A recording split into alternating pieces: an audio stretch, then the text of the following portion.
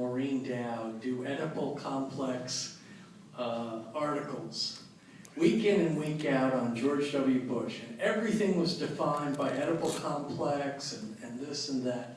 Isn't it true that it's very difficult to judge people's motives, to know people's motives? The truth is that people don't always know their own motives. So how do we ascribe necessarily? It makes for great writing, right? Maureen Dowd did it.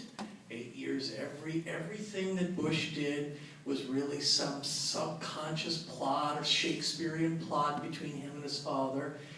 And the answer is maybe. So how do you respond to the complexities of ascribing people's motives when people don't even know their own motives? Yeah, I think in general, if somebody were to campaign on a set of issues, and Jerry and I came along and engaged in extensive psychological diagnoses of such people, then you could say, well, heck, where are you getting all this? But my answer to the question, where are you getting all this, is from Obama, right? When I was being interviewed by Jonathan Alter on C-SPAN, he said, well, we don't judge presidents by what their fathers believed, because Ronald Reagan's father was an alcoholic, and we don't blame that on Reagan.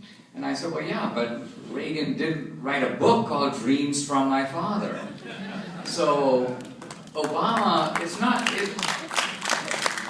it isn't just that he opened the door.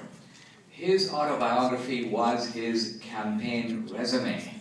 It was distributed in 2004, 2008. He has never repudiated. It'd be one thing if he said, well, I did some foolish things when I was a kid, I've taken them all back now. But no, he has never recanted. In fact, he has said, when people ask him about his past, he goes, I wrote a 400-page book about it. It's all in there. So all we do is we take his own words, we tell his own story. This is a very different film than Michael Moore. No stunts, no fast and loose with the facts, Obama's own voice. So I think that's the power of it. It's not, my story is an immigrant story, in some ways contrasts with Obama, but I think Obama telling his own story and then relating that to what he's doing is eye-opening for a lot